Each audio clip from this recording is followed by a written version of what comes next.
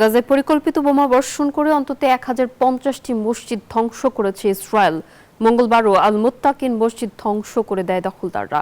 এতে জাতিসংঘের নিরাপত্তা পরিষদে ফের দ্বি-রাষ্ট্রনীতি বাস্তবায়নের আলোচনা গড়ায় বাকবিতণ্ডায়।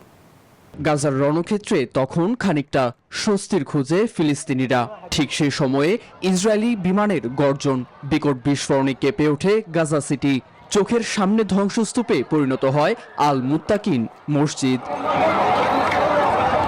এভাবে অন্তত 1050টি মসজিদ ধ্বংস করেছে নেতানিয়াহুর দখলদার বাহিনী। তাদের আগ্রাসনে মোট 1275টি মসজিদের সবকটির অস্তিত্বই বিলীনের পথে। ফিলিস্তিনিদের ভূখণ্ড দখল করাই হামলার মূল লক্ষ্য বলে অভিযোগ যুদ্ধবিধ্বস্তদের।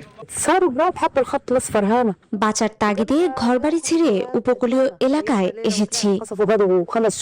বর্তমানে গাজার 70% এলাকায় ইসরায়েলি বাহিনীর নিয়ন্ত্রণাধীন। তাদের নির্মম হামলায় প্রায় 20 লাখ ফিলিস্তিনি বাধ্য হয়ে ঠাঁই নিচ্ছে উপকূলীয় এলাকায়। পরিকল্পিতভাবে সৃষ্ট এই পরিস্থিতির নিন্দায় ফের জাতিসংঘের নিরাপত্তা পরিষদে ঝড় তুলল চীন।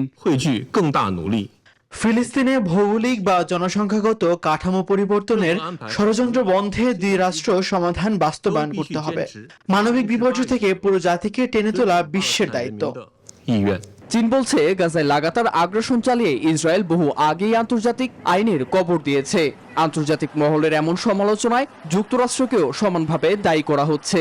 অনেকের মতে ওয়াশিংটনই তেল আবিবকে বিপুল অস্ত্র সরবরাহ করে দীর্ঘমেয়াদী আগ্রাসনে নীরব সমর্থন দিয়ে আসছে। নীরব দাস, নিউজ 24।